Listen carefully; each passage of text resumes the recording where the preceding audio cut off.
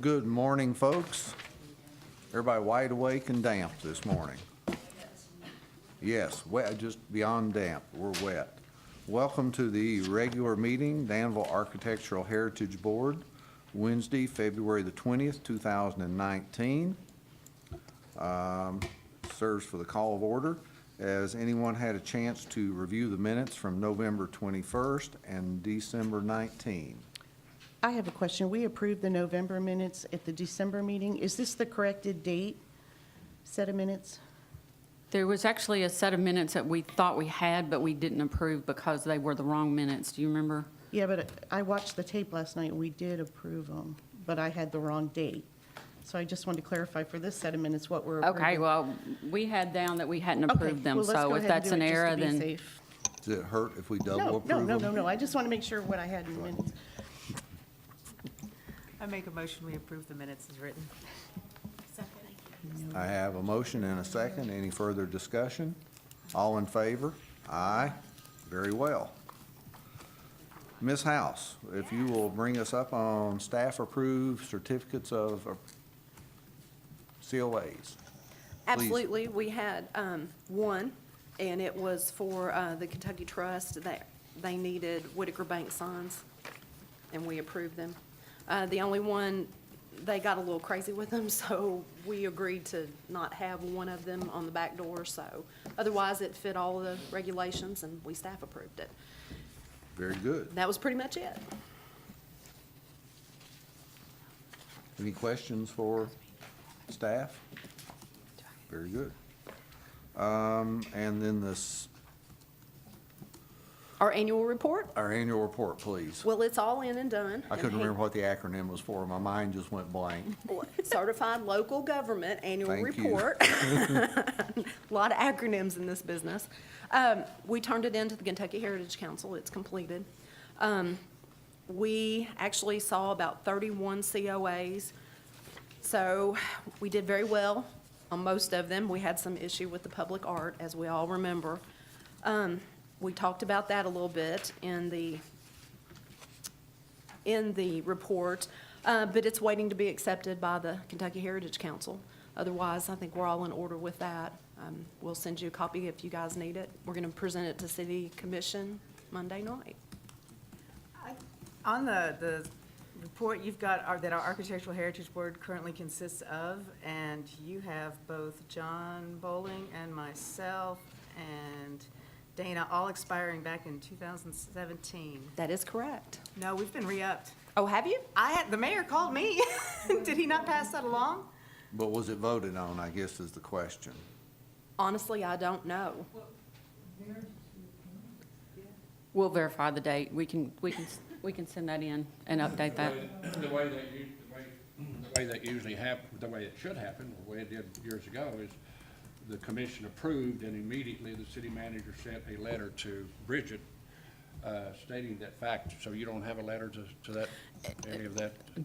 It's on the internet, so we'll get it from them or get it from the city clerk. So we just need to correct the dates on it. But there are some of your terms that have expired, and we're waiting on the mayor to reappoint. But you serve until somebody's reappointed. But Is the mayor is this brought to, if my term's expired, is the mayor made attention to that anybody up here? yes, he is So he regularly knows. apprised by the clerk as to whose terms have expired. But that has not come before the city commission to reappoint yet. But you're still legal. Okay. Good question. One of the things that's in this report that we continually are turning in that we really need to think about, and we don't have to address today, but you are required to take 2 hours of training by ordinance and per our certified local government agreement. And we need to make sure that everybody gets their 2 hours. And we have a zillion opportunities to get those 2 hours in. So this is several years we've turned in a report saying we have people who are not getting their training. So for this year, we nearly need to focus on making sure everybody gets their training. Where will that training take place? Here? Well, we have, like I say, we have numerous opportunities. Johnny will be talking about some opportunities coming up, but we already have a grant for two trainings coming up here in a couple months so that you can come, sit in for 2 hours, have your training done for the year, and you're finished. And there's been a couple online sessions that have been absolutely awesome. And we Right. had, And there was training last May during Yeah. the With the Heritage Heritage- Preservation Month. So, but we've really got to do that. It's, if you pay attention, it's pretty easy. Mm-hmm. I'm not saying you're not paying attention. That was not my intent, John. but anyway, that's something I that, think if you were at that one meeting last summer, you picked up an hour or so. There's, You did, Mm-hmm. absolutely. so I think anyway. I just need another hour. Is what you're Well, saying. every year, it has to, you have to do it every year. You have to have 2 hours every year. So when January Don't gradu- comes, just Don't graduate, you gotta go. start you can focusing on it. you get time and a half for training. Continuing education. I'm not even gonna go there with that comment. Anyway, we have plenty of opportunities for you to get yours in for So 2019, so. since we're talking about that, when are the dates? Robin, that are was a gonna be joke. here? That was Do you have not. the dates available now? Yes, I do. It'll be March 30th, April 13th, I believe. Hold on Is just a that here second. at City Hall, March 30th? March 30th will be at the Bull County Public Library. And what's the other date? Let's see, April the 13th. Would you be so kind just to send us an email? Oh, you're you gonna guys- get all We're kinds gonna of talk stuff. about it also. Oh, That is one of okay. the things we're gonna talk about. So, but the other one, If I just know so it, you it's know, on my schedule. it's so. May 11th. So, and that's the window preservation workshop. So Okay. there's 3 good opportunities that you can come, and if you've got an old house, I suggest coming to the window one. That will help you work on your windows. What time of the day do we meet and do you serve lunch? The one's only 2 hours. Yeah, the one's only 2 hours. For the historic preservation window one, yes, it's gonna be an all-day thing, and we'll probably take orders for lunch and stuff. But we're gonna discuss our grant rollout for that, Trying so. to see if Arby's would furnish. Well, we might do that. Anyway, sorry to steal Well, if I'm- Johnny's if thunder. I'm in a good mood, I would donate lunch. Should I put that in the minutes? Get that in writing, quick. Okay. It was a So- good report, Joni. Thank you. It was a good Thank you. report. Well, I think we're doing really good. I mean, I look at the other CLGs in Kentucky, and I think we're right up amongst them. So it's a good thing, but we do need to get our training folks. We've got to work on that. Yes, and I can't tell you how much, how much I appreciate the city funding this position and helping out, because Joni is doing a tremendous job doing what she's doing in the time that we have allotted for that, so. I will. You can that see doesn't need such a second, difference. But I'll amen that if that counts. You can that- see such a difference when you look at the stuff that she is doing and taking over, so kudos. And I I hear appreciate it. comments from other folks in the community, other community leaders and government officials Well, that good. have Well, the very one thing we did appreciative of your put help. in the CLG report was that I thought it was imperative that we really try to work with the folks that own businesses and homes downtown to really kind of demystify this board and get a better handle out in the community. And I don't mind going and meeting with people, and if you can talk with them on early stages, you can pretty much get everything worked out beforehand. So I think we're in good shape.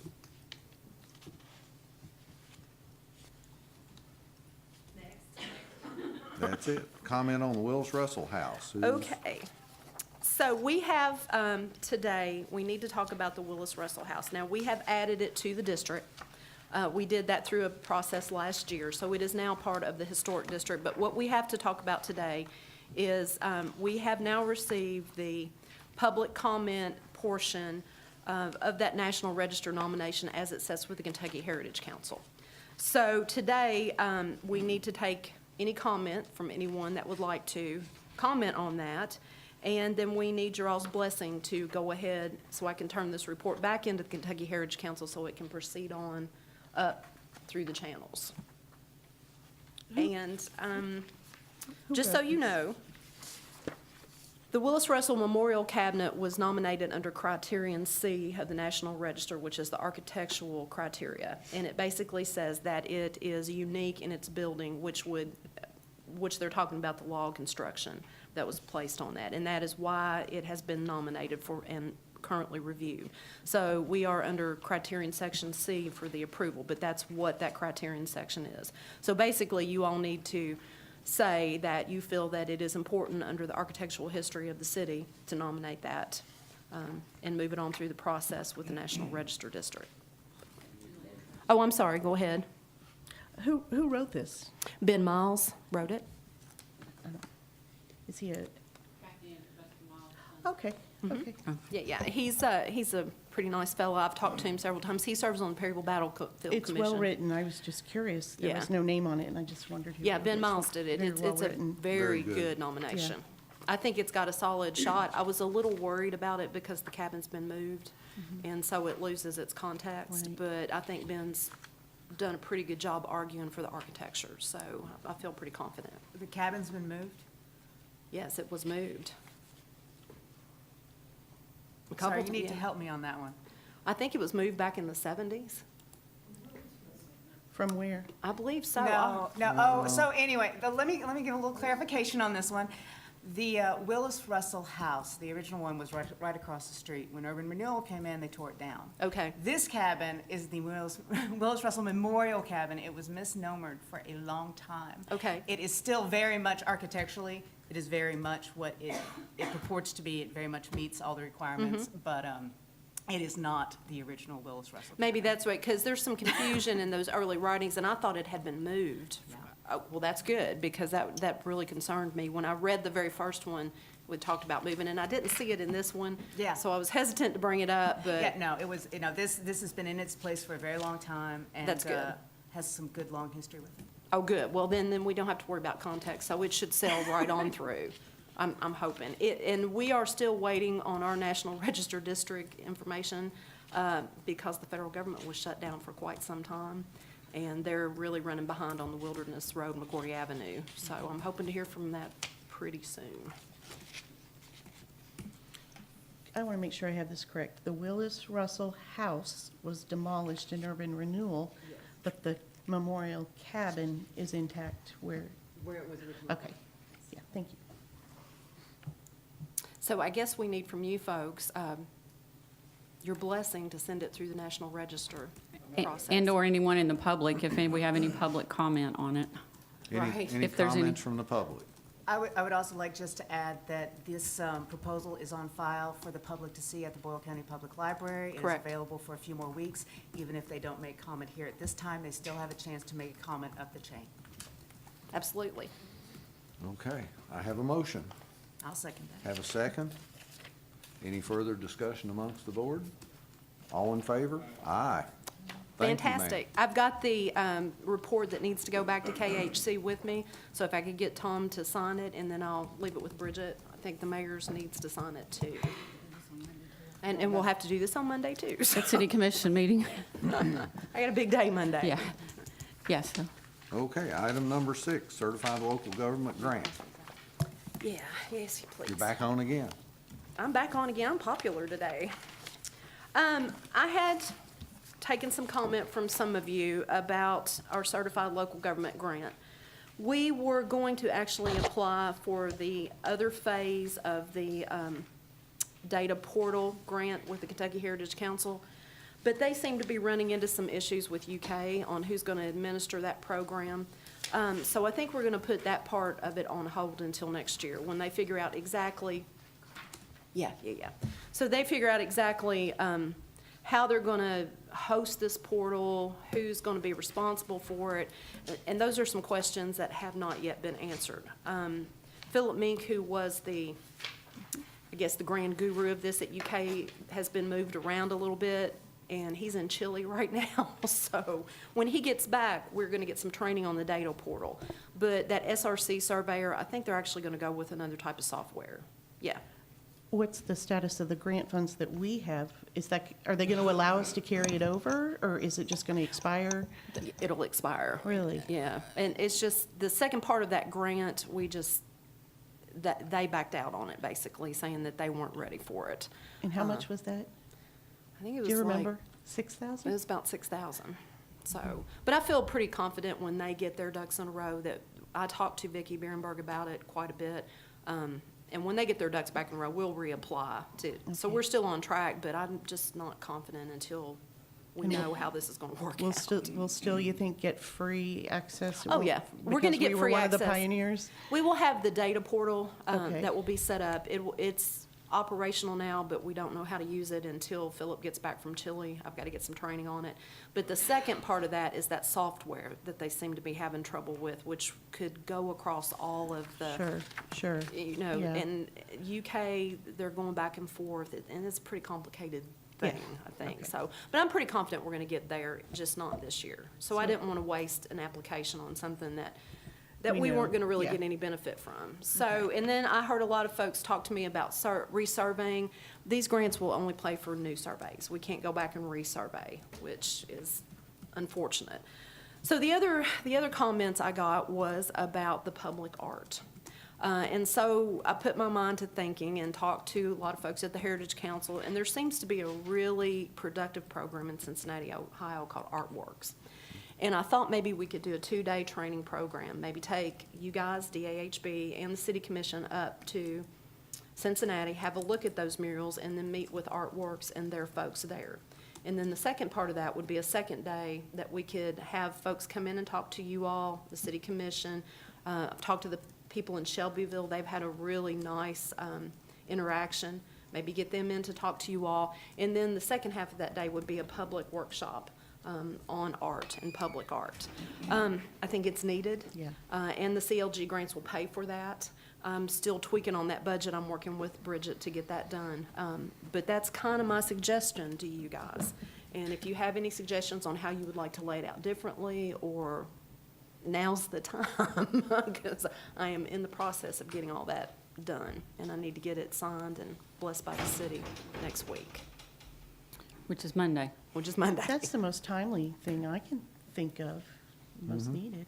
Mm-hmm. That was our earlier suggestions, that's what we needed. Yeah. So I think that'd be very appropriate. Carry Okay. on. All right, that's good. I got a question on the grant application. Yes, sir. You've got fees for consultant or educator speaker, Yes. $1,500. Who do you, how do you go about, if you want Tom Tye to speak, do you just automatically give him $1,500? No, that's actually How does about, that work? well, everybody gets paid to come and talk. They claim mileage, so it's usually about $500 to get a speaker. So if we want to have more than one speaker, I budgeted $1,500. Because, you know, if we want to have professional people come in, they have a per diem that they, it's usually about $500 a person. That's kind of what I budgeted. I'll try to get them for less if I can, but, you know, I'm kind of shooting in the blind about how much they're going to charge me, because I can't really ask them beforehand. So that's what I budgeted. Do you need a motion to approve this? Well, it would be good to have that in the minutes, just so we can say at the meeting that the I'll DAHB ask meeting. for- I have a motion. I'll make it. Do I have a second? I'll second it. I have a question. Oh, yes, ma'am. When with the state points, and you have publication and printing listed, but I wondered who's the audience to whom would such information be sent? To the public, we would ask, I would think that we would want to put some posters and things. A million people out there. And Sure. in the public, we just talking about the historic district in here? No, I think we need to put this all over the city. Because if anyone wants to come in or do business within the district, or put a mural in the district, or any type of public art, so we would print posters and those things, disseminate them at the library, put them in all the public places. The $250 is not adequate for that. Okay, Yes, on a lighter note, this is a light note, you've got volunteer time, $21.17 an hour. Who puts that figure in there? Is that a federal or state requirement? it's federal government. Federal. Does that 21.17 apply to the volunteers up here? We don't actually get the money, it's the in-kind value. It's an in-kind, But right? yes. I Yes, don't it know. It does. John's jockeying It does? for a Okay. raise It does. again. Yeah, our time Absolutely. is in kind, Yeah. yeah. Joni, are we going to charge public to attend this? I don't think so. Okay. No, I don't. I think since we're using public funds, it's probably best to not charge. For what it's worth, Mayor, I think you're worth at least 22 an hour. All right. I'll put that in there, special note. And I also, can I throw in here now as well, if you use the Boyle County Public Library, you are not allowed to charge for attendance. Oh, okay. Well, we do list you guys at Boyle County as in-kind for donation for space, so All don't right, charge. I have a motion. I have a second. Any continued discussion? All in favor? Aye. Thank you very much. Okay, I'm up again. I got a busy morning. I am in the process, and I've gotten 2 bids on doing the public printing for the workshops. Minuteman gave me $58 bid to do the printing for about 25 posters and 100 postcards. And then Dana gave, I think it was $168 bid for that as well. Basically, it's going to be a 12 by 14 that just has the times and dates of that, a few pictures, architectural pictures thrown in. We'll post those all over the city, and then I would like to direct mail the business leaders and those who have houses in the district out of the PVA rolls to try to get that in their hand directly. So we'll do those postcards as part of the printing. And so I need for you guys to decide on who's gonna do that. What was the number, excuse me? 58. Numbers again? Minuteman was $58, and I think Dana was $168. What's interesting Yes. here is my plan was to use that for printing, so apparently I overestimated what they would charge. And then, well, then my question is, what does it include if we use Dana? For Minuteman? No, I mean, is it just printing or is there design work? No, this is design work too. So is Minuteman gonna do design work? $6 an hour for design. Yeah, and then, Wall, so that just doesn't, Yeah. it's like a.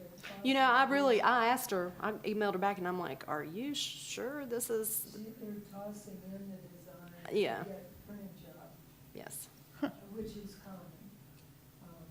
But when you're getting it for free, it tells you how much thought they're gonna put into it. Right, I mean, it's basically an informational poster, just with a I'm lot not of, advocating for myself, I'm just pointing Yeah. out. Sure. factual stuff. Do they have graphic designers on staff out there? I didn't know they did. Okay, They do that job. okay. I'm not sure whether they are in fact. But we need you all to vote on that, even though the amount doesn't, because Dana is in the mix. If you are going that route, we couldn't just do it like we normally would through staff, Right. so, because she can't vote on it, so. So if it's up to you, so if you're wanting us to go a different route than what we normally would, then you will have to vote on that. We want to promote this, so we want as much participation as possible, so the design could be critical. I know. Do we have to take the lowest bid? Can we take the best bid? No, we don't have to.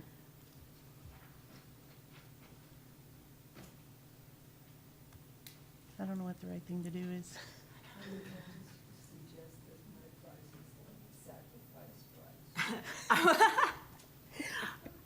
I think the design work is very important. I think that 58 is only for printing, and again, throwaway for design work. And the work that Ms. Dixon has done in the past for the city and other various groups in town has been very well received and is classic, and we have been reprinting them for years Yep. because we don't have to fake it. So my honest suggestion is if we can use it for this poster, I bet if it's really good and we can, brand it, we can use it for other posters. Repurpose. And plus, if our goal is public awareness and participation, this is going to up that Right. participation. So we're gonna choose quality. We're going to choose Okay. quality. So we need a motion. Yeah, I will make that motion that we accept the proposal from Dana Dixon. I'll second the motion. Dana? Dana? Fantastic. You're recused, Dana? No, I'm just not paying attention. I'm sorry, who seconded? Tell me you're recused, please. Right, Stephen? Yes, you have to, Dana, you actually Dana. need to say that. I need to say I am recused. Thank you. I have a motion, I have a second. Any further discussion? All in favor? Aye. Fantastic. I Thank will you. get verbiage, well, I've sent, but we've got some tweaking, so I'll get that to her tomorrow. Very good. And then you guys were asking me about the dates, so I can go a little further into that. Excuse me, I'm losing my voice. March 30th will be about a 4-hour workshop, 3 to 4 hours. I think that's scheduled for the Boyle County Public Library. And it's going to really just basically introduce the district, what we do in the district, how all of that works. We're going to invite the public because, you know, there seems to be some misunderstanding about what our roles are. And we'll talk about different things like tax credits, and I'll have a lot of stuff from the Heritage Council to pass out and talk to people in length about tax credits, because that's one thing I don't think a lot of folks are aware of, is how to utilize those tax credits within the district, especially on their own homes. The second one will be a National Register workshop. That'll last a couple hours, and we're going to get someone to come in and talk to us. We've got the RFPs out that actually does National Register listings. I don't feel real confident walking folks through that because I haven't done one of those in a few years. I'm getting back in the swing of things, but I would rather someone who's really actively doing that give that presentation. Do we have time frame for the 30th? Let me send it to you. I've Very got good. it in my notes, but I've Okay. changed a couple things, and I want to make sure Okay. it's correct when I send it out to you. Get that info out to everybody. Oh, Yes. yes, I'm sorry, absolutely. is it the 30th or the 31st? It is on a Saturday, the 30th. 30th. Right. okay. I put these on the Saturdays. We had discussed it a little while back about doing it on a Saturday so we could have multiple. Surely the goodness you won't have it in the afternoon. No, I think that one's in the morning. That one's, I think it's like 9 to 11, maybe. Something like that. I'll have to look and see. The other one is, will encompass the morning. Yeah, I will get everybody, and I apologize for not I've got every other note in front of me but that one. The May preservation workshop will be all day long. That is going to be an on-hand and window workshop, and that will be done here in the basement. I'm going to send out several RFPs to people like Frank Kennedy, or Patrick Kennedy, who does that nationally. So hopefully we'll get really good response and get folks coming in to do that. And we'll try to get some lunch for that one, We're because gonna it's do a going to be a window long day. workshop in a room with no windows. Yes, Yes. that's correct. Okay. But it's a free space, and it's really good-sized space, and he needs some room to actually do that. Okay. And with the weather, you know, I'd thought about doing it outside, but that just, Could be I'm iffy. not sure about that. So that's kind of what we're doing, and we do want the public to attend, so I'm gonna lay Danville up pretty well, and the surrounding communities too, Junction City and Perryville. I think it will be well worth folks coming from that area too to attend these. And that's pretty much how that's gonna go. Thank you, ma'am. Okay. Item number 8, follow up on 204 West Main Street. Do Right. Staff want to start with that? I and will then- start. We had had some discussion about that before. I went over and looked at the structure. I actually went and looked at a few structures, and I think since that time, there has been a citation sent out regarding that particular structure, and I think you guys have got copies of that in there. The house itself is one of the oldest ones in Danville. It's certainly one of the most historic ones in Danville. Is that the one Brooks did? That's correct, yes, sir. Mm-hmm. Oh, well, and, you know, as you can see in that citation, that is kind of where we're at in the process. It has to obviously go through the processes, and the first step in that was those particular citations. And then we'll just have to work through the process with it. At some point, I would imagine you guys are gonna be dealing with this at some point, but we're not quite there yet, in our processes. Who owns, excuse me, for interrupting, who owns that house? Your Bojo's still? Yes, sir.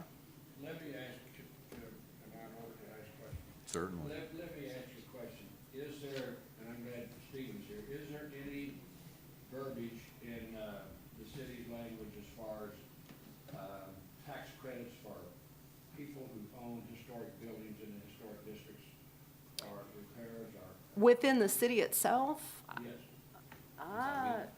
they're asking for tax credit information locally. I don't believe so. There's on a state level. Yeah, there's no local incentive for preservation work at this time.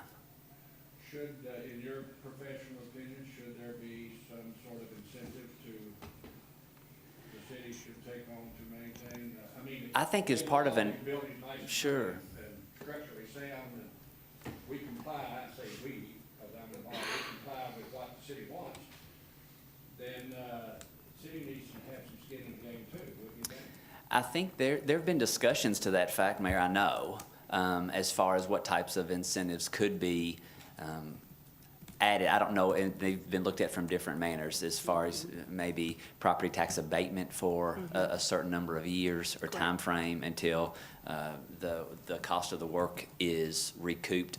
The law, Kentucky law requires you can't abate ad valorem taxes for more than 5 years. However, that may help some type of recoupment. I know the city has been looking at kind of a rework of its menu of economic development incentives. And I know that that was one of the items that was on the table for consideration. I'm happy to relay that to city staff as they continue to look at it, though. Would it be appropriate if this board here put a motion in place to support an incentive program? Certainly. To the city commission? As a recommendation that the city consider implementing some type of economic development incentive for historic preservation, sure. I'm sure I'd like to see I- some. Can I make a comment on that? Mr. Hunter? The practical sense of, in the community was before we had a program like that, a tax abatement, like Steve said.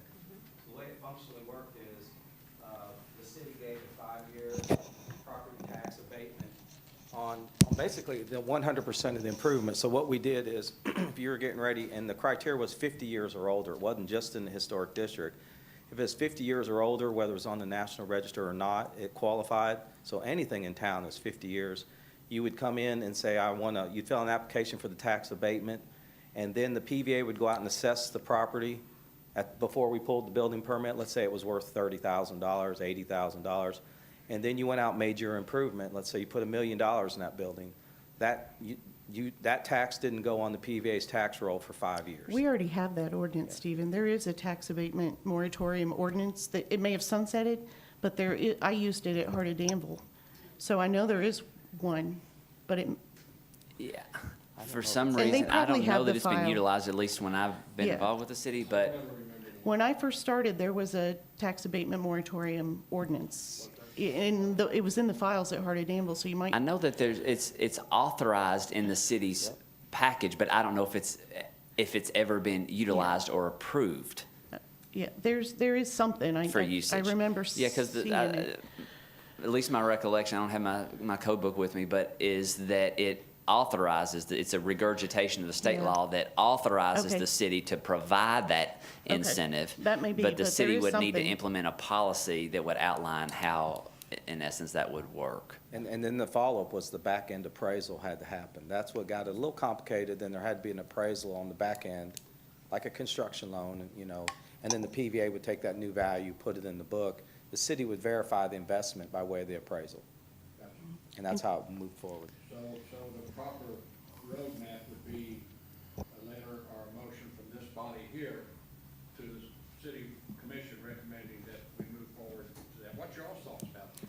Carrollton has a great facade grant program that you might want to look at too. The city actually puts money into a facade grant pool for downtown. I know Carrollton has a very successful one.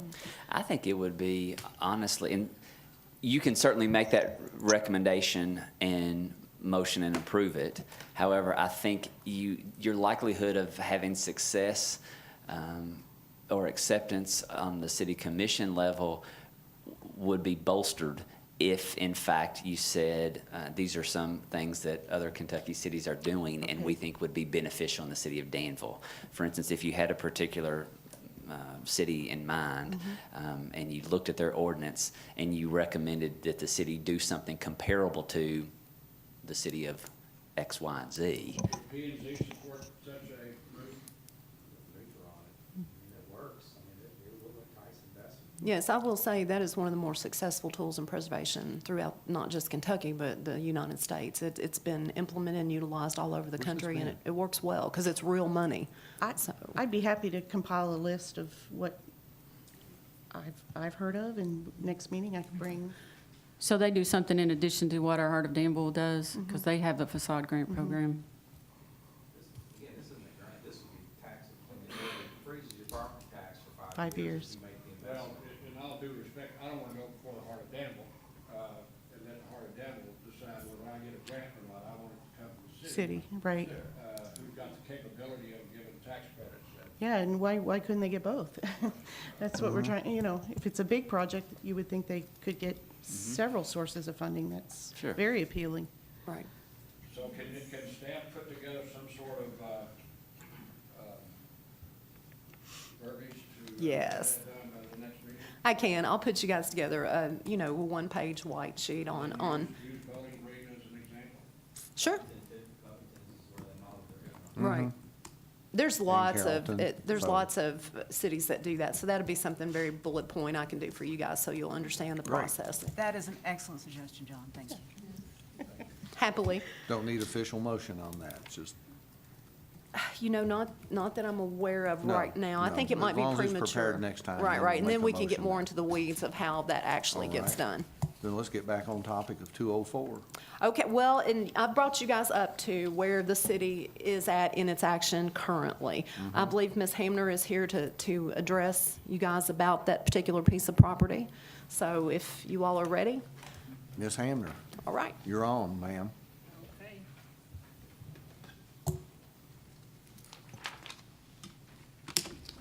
I'm Janet Hamner. Most of you may know me, but you probably know, I hate to tell my age, but I've been around here a long time. So some of the things I'm gonna, is it on? Some of the things I'm gonna tell you are things that are old. Old news, but new news. I have a interior design and contracting business.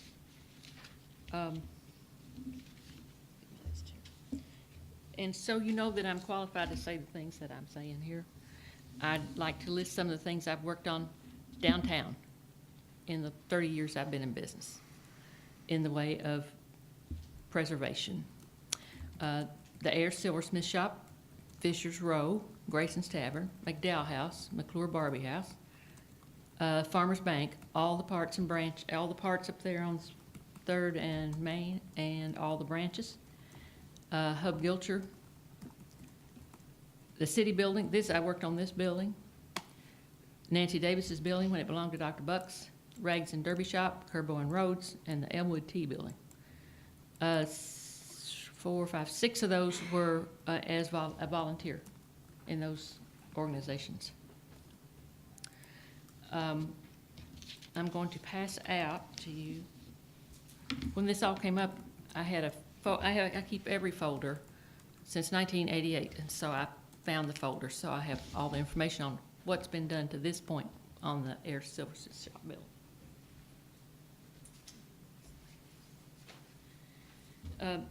Mayor Bowling and I are probably the only ones who remember that in modern times, the first time that I know of that the Ayres shop, and it certainly wasn't the first time, but Billy McCanley rehabbed that building in the early 70s. And then Bo Joseph hired me to rehab the building in 96 and 97. Fall 96, spring 97 was when I worked there. And I have a handout, I'll speak louder. A handout, I had men print this, got to tell them the number of pages, so I'll have to be telling you what page to turn to, but I'll have numbers. That's a little bit cumbersome, but we can do that.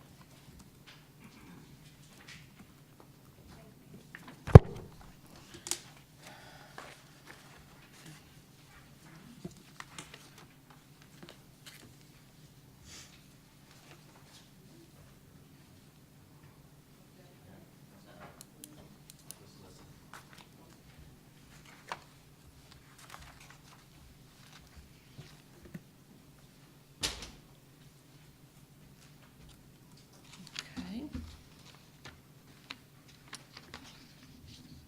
Under the page entitled Historic Significance, which will be the one just behind the top. These are excerpts from the National Register listing from 1976. The Ayres Silversmith Shop is a 2-story frame structure which has recently been restored. The front entrance is located in the center of the facade. The front door has 5 horizontal panels and a 3-light transom above it. The Ayres Silversmith Shop is probably the oldest building on Main Street, dating perhaps to 1790. The Ayres brothers, Thomas a silversmith and Samuel a dentist, purchased the house in 1833 from Dr. Jefferson Polk. Thomas Ayres made most of the old silver in and around Danville, and his things can pop up at auction every now and then, go for very high prices. He later moved to Iowa, but silversmith George Sharp kept the business. The renovation I'm gonna talk to you about is the one that was done in 96, 97. We had a structural engineer firm that specialized in the integrity of historic properties to oversee the project, and you will find, we'll get to his letter later in the presentation.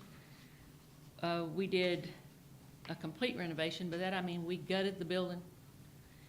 We took up the floor, which was sagging away from the foundation, and found that the old hand-hewn beams that were like 12 by 12, that building set on front to back, were all termite and pest infested and rotten. They were sitting flat on the dirt and had no value whatsoever. We asked for a structural engineer to come in, and we asked the Kentucky Historical Society, Heritage Council, to send over somebody to more or less give us permission or tell us no, that we could take those beams out of there. And the answer that we had for the problem was, because the building sits so low, we actually jacked it up and poured a monolithic turn-down slab foundation under it. You know what that looks like, those of you who've done any building. A turn-down slab looks like this. Come out to the edge, turn and dig down, pour an arm on it that goes straight down, holds the foundation in place. So it has a 6-inch slab under it with a turn-down slab on the outside, inside the old foundation. Are they reinforced?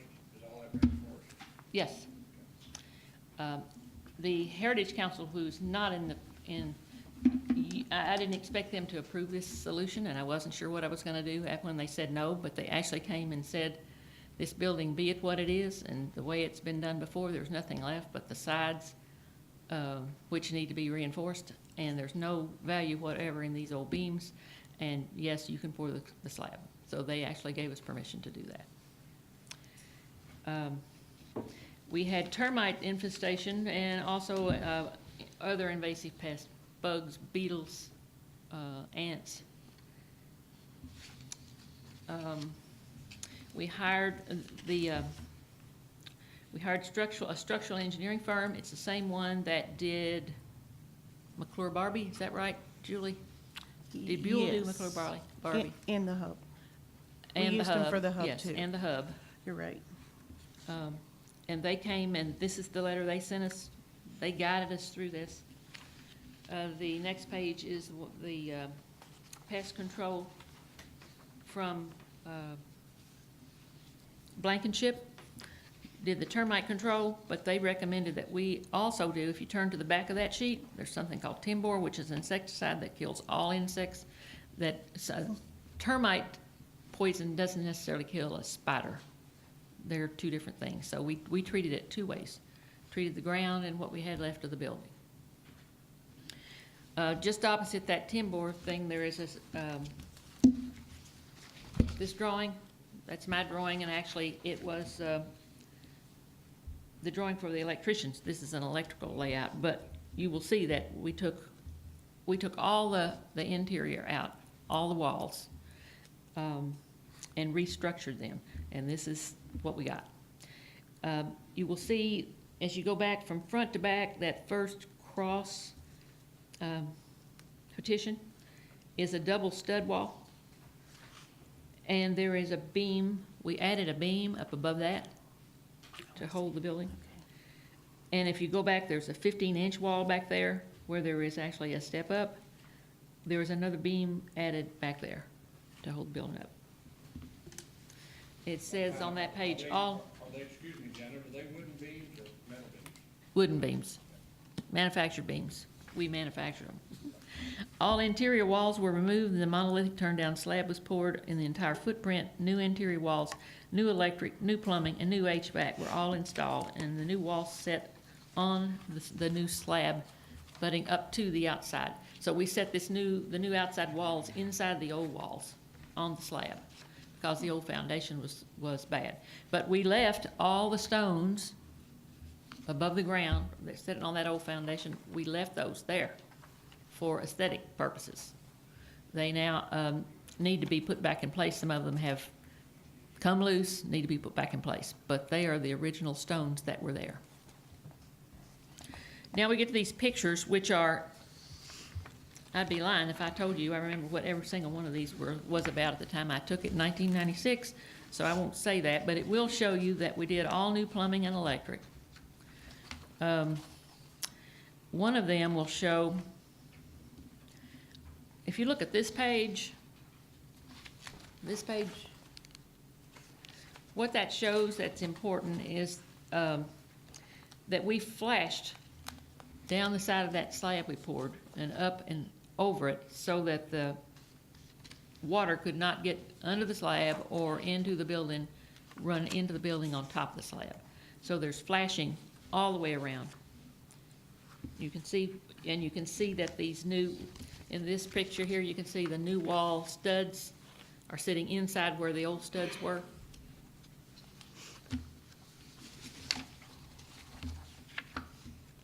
Janet, who paid for all this? Bo Joseph. That's exactly my point, what I brought up a while ago. I mean, this guy preserved this building as part of Danville, and he should have, in my opinion.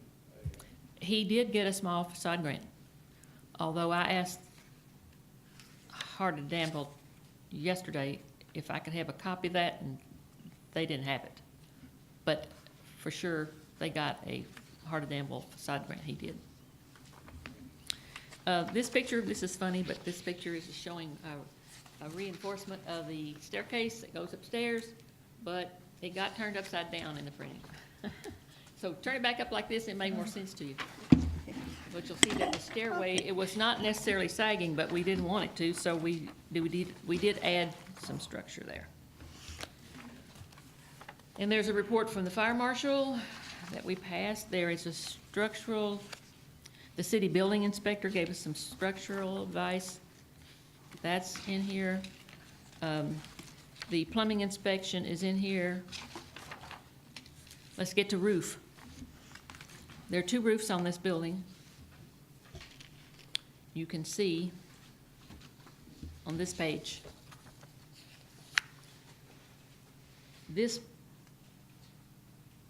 picture here, I don't have a front facade, but the front and back facade shows the roof in the same way that I need to show it to you. This is a picture of the back in 1976, I'm sorry.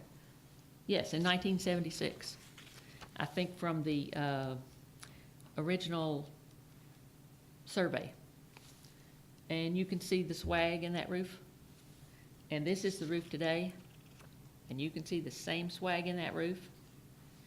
I also have pictures from 96 that show the same thing. This roof line hasn't moved. It's sagged, but it hasn't moved since 1976. I've had, my crew went up there and looked at it. Bo had another crew go up there and look at it. There's lots of timbering up there to hold it up structurally. The crew said you can add more timbers up here if you want to, but this thing is solid and it's not going anywhere. So, and when this new roof, the new roof was put on this part 3 years ago. They took it all the way down, took all the old roofs off of it totally, and so they could see the structure. And the roofer said there was no structure up there that needed anything fixed about it. They put the tin roof on. This roof was put on about 20 years ago, same thing there.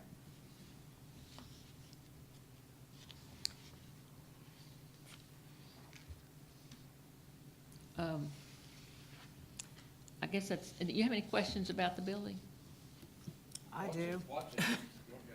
What's original that's left on that building? Hardly anything. Just the rocks, right? Right. Well, even the the bad studding all around the periphery that we set out in front of, all that is there. So the original framework for the outside, the skin, is there. That's all. Are the boards on the outside, are those original? No, The actual facade? no. Okay. I think Billy McCanley put them on there. Okay. And, Janet, what's it used for now? I've not been in it. well, Bo lives in the second floor, and he has a print business of some kind in the bottom floor. This renovation was for a laser physician's office. He did that for a while, and then he doesn't do that anymore, and he started this print business. And So that's his residence then. that is his residence, yes. And he works at night and sleeps during the day, so if you try to reach him, you won't, because he's just practically impossible to catch, but, I have Any a other- question. okay. After the last meeting, I kept thinking when we were discussing this that I knew something about this building just from my years. So I called Janet and I conveyed all that information to the staff. I don't understand how we sent a code condemnation violation when there was a question if it was even structurally unsound. I'm a little confused how that disconnect happened.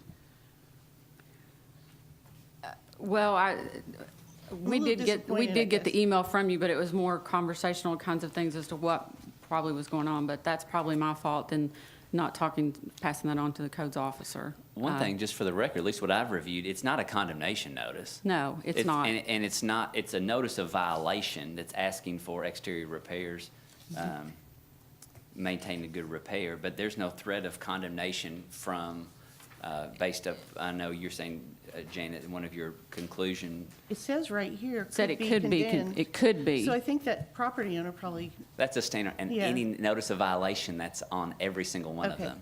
So this is styled a notice of violation, and there's given a time frame to comply with some of the corrective actions that are, and I think part of your report answers some of those violations. So I think that's the step.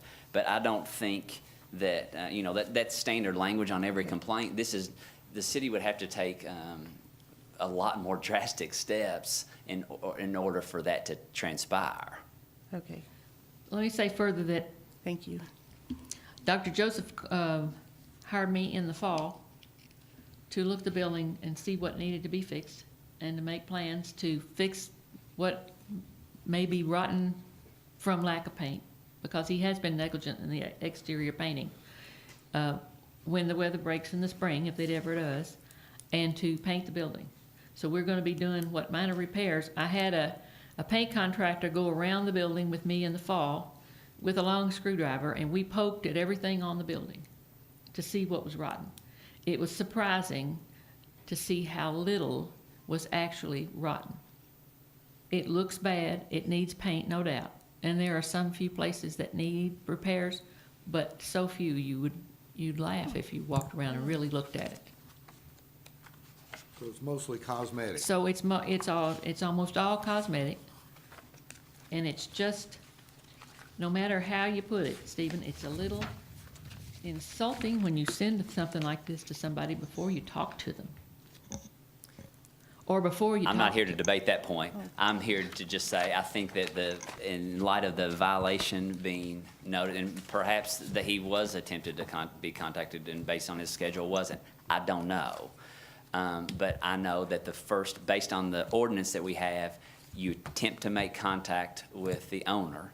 If that fails and you can't have discussion beforehand, you enter a notice of a violation. Okay. And at that time period, my understanding is what you've done here today is a huge step forward in providing just some type of plan on any corrective actions that are going to be taken. And to me, I think that's been satisfied, and this matter doesn't need to be reviewed or resolved in any other way. And there'd be no further action on behalf of the city as long as the corrective action plan is followed through with. I mean, I would say this wouldn't need to be an agenda item for 6 months.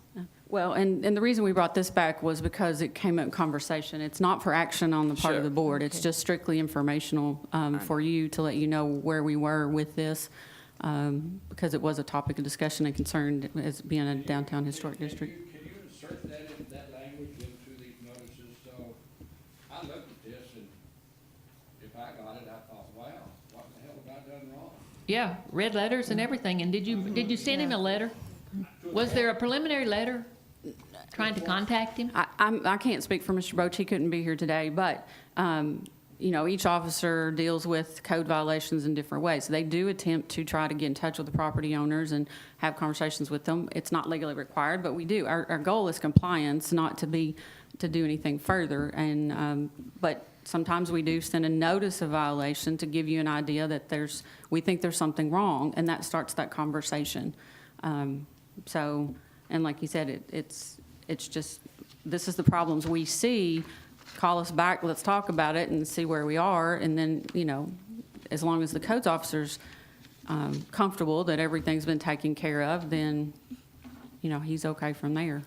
That approach is no doubt according to laws and regulations, but in terms of public relations and having the city viewed as having citizens' interest in mind, it's probably needs to be rethought. I'm just going to take a moment to say that this city has been more than gracious with any number of horrible properties in this town, and that I am sorry he read it wrong. I'm sorry he was offended. It really, this is lovely. We have appreciated your discussion so much, and to be honest, knowing the history of this house just makes me even more interested in everything. But I think the city did exactly what they were supposed to. I think our code enforcement, I know, we remember having the discussion, he's like, no, I'll try to contact him. And if he's impossible to contact, well, then that's the next step. Well, I respectfully would say that trying to contact somebody means by phone or mail. And a letter that did not have red highlighting in it and the word condemnation on it is not the way to start a conversation. It just isn't. And if that is the way if that's what your rules say you're supposed to do, maybe you should look at that and see if maybe you could do it another way. Well, I'll say that the city's ordinance is in direct compliance with the House Bill 422 that was passed years ago. And this is a protection not just for the property owner that you follow these steps. However, the city, it's abundantly important for the city to act equitably to all homeowners. We know people in a small town, but that's no excuse for skirting the system we have in place. And whether the property's in the historic district or somewhere else, people need to be confident in the code enforcement staff that they're treating everyone the same. And that's the position that the Board of Commissioners adopted in its policy. And we have a quite complex system in place where these notices of violations are entered into a system. People are allowed to have it's a free matter, but it's a notice. Anytime those violations are there, they can sign up and get monthly reports. Lenders are entitled to review it. Creditors, a host of people that are provided notice. Letters are not registered in that system, which does in fact deprive other interested parties from providing notice. So any law or regulation that's implemented is somewhat a balancing of equities, of which the property owner has a great, but there are other interested parties who have equities to be balanced too. And in this situation, while I'm not disagreeing that he may have had reason to be offended, the point comes back to the burden that the code staff has is to follow the letter of the law. The code officer has some amount of discretion to reach out and make contact the best that he or she can. They're not required to send letters. They typically try to reach out in person. But the problem is in the event that contact is sought out and it's not there or returned, and you have to send a letter, it never gets in the city system. There's never a record of it or notice provided to other interested parties, and you can't get any corrective action enforcement in place. People may be offended by the title of it, maybe the color of it, the highlight. I don't disagree, but I'm saying it's the best system that is in place to provide a balancing of the equities of all parties involved. We discussed two properties last time, and one was this one and the other was the Cheek House. Are we taking the same action? We actually sent out 3 Okay, violations. so has he responded, Mr. Bodner? I don't know. I have to talk to Mr. Broach on that. Those just went out He doesn't live here, on right, Mr. Bodner? He doesn't- February No, he lives in 11th is Louisville. when the notices Yeah, went out. Okay. What house, excuse me, what house? The Cheek House, the yellow, it's right next to the Behind the library on Third. property, and I think Tom was very concerned about that property as well. He was.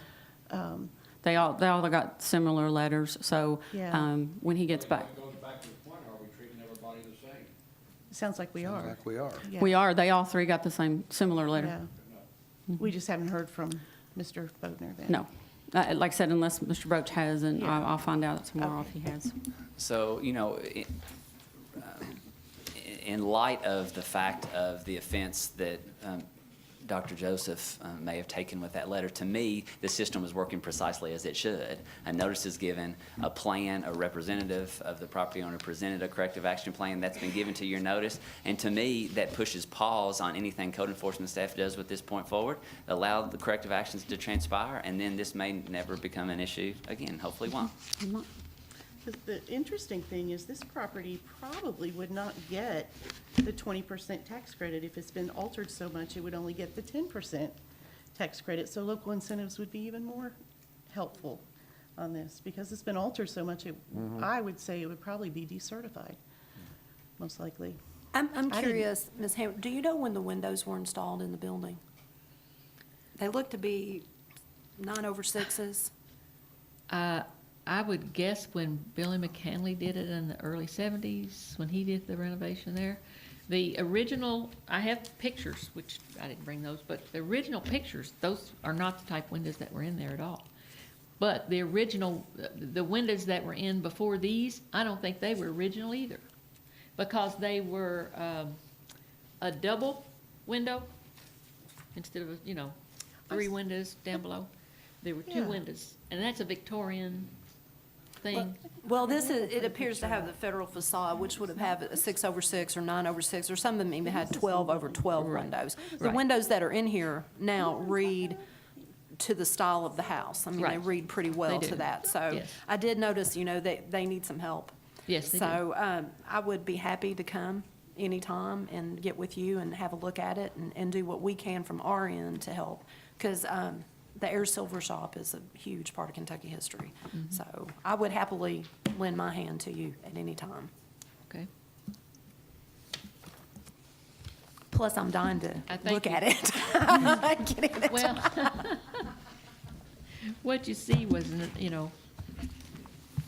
the exterior that you see is not historic. The windows aren't, the shutters aren't. I might say those shutters aren't. I ordered them from a shutter company in Florida because I figured Florida's in a humid, insect-infested place, and that's what we need here. So they are made out of red cedar and cypress. I don't know which part's which, but anyway. Don't put that in the paper, Robin. It's about Florida, me.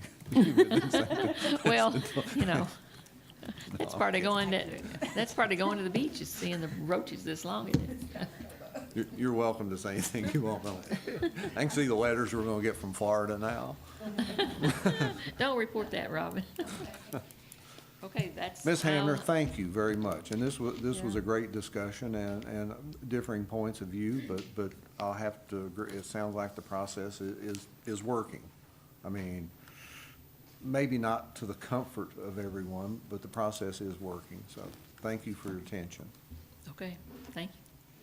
Mr. Chairman, could we back up to item number 7, please? Yes, sir. Thank you. I was catching myself up on this matter, and I should have interjected earlier. Just for the record, we need to clean a few things up on that matter.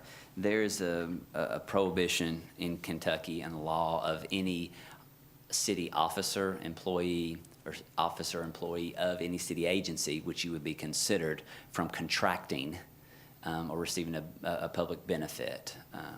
There Which was Ms. something rattling around in my head at the time we were So discussing there are certain that. steps where Ms. Dixon can still be approved to do the work. However, I don't think I was aware of the full situation when I was first listening to the conversation. I thought she was advocating for a particular vendor, not herself. So there's a general prohibition, which would make the engagement itself, what's interesting is not only a violation of our ethics rules, but it's a misdemeanor under Kentucky law, subject to prosecution. You really should have spoken up earlier. Yeah. Well, again, I thought she was advocating. That's why I asked Bridget to come aside and make sure I was understanding it correctly, and I did not, because I didn't have the proposals that were actually submitted. Now, the law does in fact allow the contract to transpire, but only in certain situations. And I'm reading here just for your edification. It's KRS 61-252, which says the prohibition shall not apply if you do 4 things.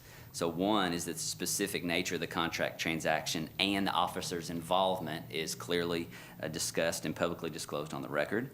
Two, that disclosure is made a part of the public record. And also that there's a finding by the governing body, meaning you, that the contract is in the best interest of the public, and because of price, supply, or other specific reasons, which I think you could possibly outline. And four, that finding is made a part of your record. So I would ask that you back up to item number 7, and either, if you elect to continue with Ms. Dixon, which you're free to do, those 4 components must be complied with and inserted into the record properly, so as to prevent Ms. Dixon from committing only ethical violations but misdemeanors under Kentucky law subject to prosecution. And I know we laugh about that, but there are people that are prosecuted for this regularly.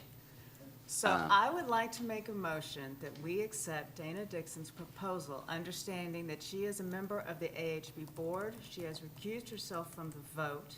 There were 2 bids. She was the higher bid. However, the specialty she is offering is design work of a quality that we think is beneficial to getting the word out in marketing purposes for the betterment of the community. And it'll be a part of the minutes, so it's public. Is that a That was a sufficient very motion? good staff. That was a very good staff. I would just also add that I think it's in Ms. Dixon's interest to publicly disclose if she's the sole proprietor of this company, if this is something you do on the side, just describe the nature of your business, why you submitted a bid, and that needs to be part of the record as well. I'll afford you that opportunity. No, I was asked to submit a bid, I think based on the fact that I have before done a project for the city.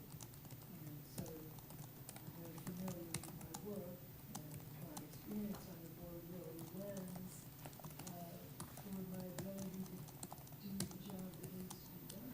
And are you a sole proprietor of your business? I am a partner. Partner. I could have my partner. No, it doesn't matter. You just need, you need to so you're in a partnership in a design, what's the name of your business? Dixon Design, Okay. located in the historic district, And the amount of the contract in question is, $158. okay. Stephen, can Not a big amount.